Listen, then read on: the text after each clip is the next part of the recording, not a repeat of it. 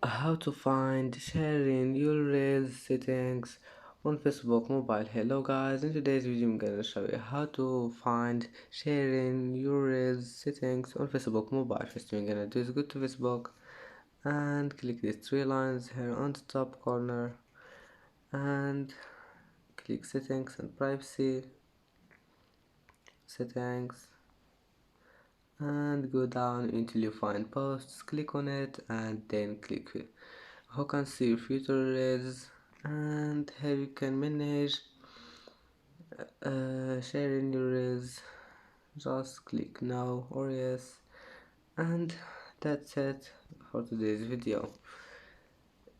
If you like this video, please don't forget like and don't forget subscribe, and see you in the next video.